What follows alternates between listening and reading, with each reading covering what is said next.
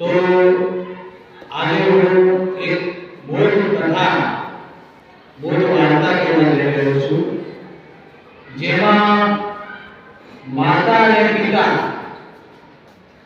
બંનેનો વિશેષ આપણને સહયોગ મળી રહ્યો છે।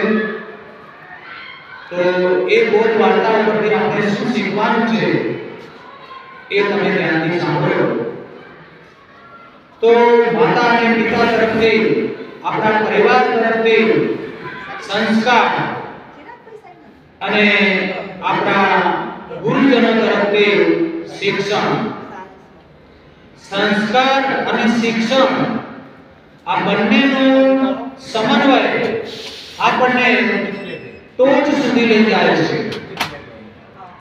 પરંતુ કેટલીક વખત આપણામાં જો સંસ્કારની ઉણપ રહી જાય અને શિક્ષણની ડિગ્રી આપણને પ્રાપ્ત થાય અને ડિગ્રીના અભિમાનમાં આપણે આગળ જઈએ તો એ સમાજને આપણે પ્રેરણારૂપ બની શકતા નથી।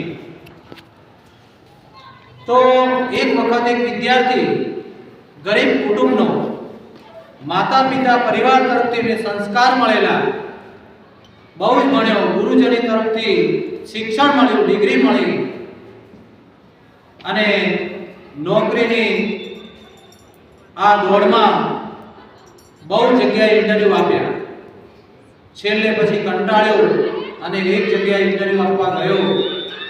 લાઈન લાગેલી છે સાહેબ ઇન્ટરવ્યુ માટે, ક્રમશર ઉમેદવારો ઇન્ટરવ્યુ આપવા આવે છે। લાયકાતવાળા, ઉચ્ચ લાયકાતવાળા, અને ક્રમ પ્રમાણે ઇન્ટરવ્યુ ચાલુ છે ઓફિસમાં। ત્યારે બધા જ ઇન્ટરવ્યુ આપીને બહાર નીકળે છે। એમના ચહેરા ઉપર કોઈને તેજસ્વીતા તો કોઈને ઉદાસતા।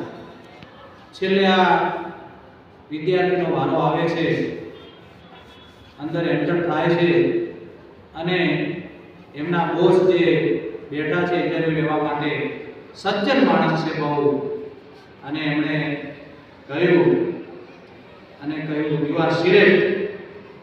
ત્યારે એમને એમ થયું કે હું આટલો ઉચ્ચ અભ્યાસ કરીને આવ્યો છું, આટલી મારામાં લાયકાત છે, સાહેબ તમે મારું ફાઇલ તમે પણ જોઈ નથી, મેં કેટલા ગુણ પ્રાપ્ત કર્યા છે એ પણ તમે જોયું નથી, અને તમે મને સિલેક્ટ કહો છો, મને નવાઈ લાગે છે।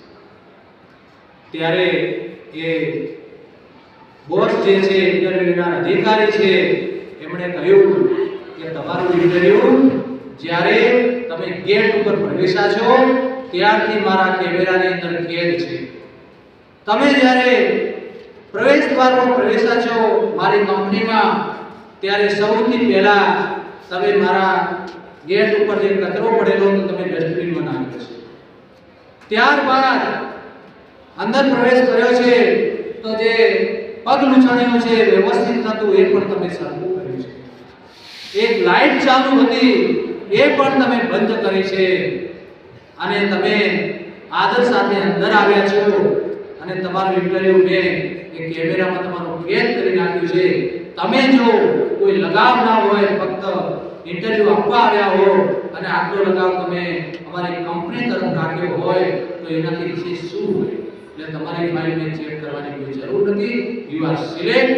એટલે સંસ્કાર મહાન છે, લાયકાત પણ મહાન છે, સાથે સાથે સંસ્કાર અને લાયકાત બંને હશે તો તમે ક્યાંય પાછા નહીં પડો, વિનમ્ર બનશો, સાચા માનવ બનશો।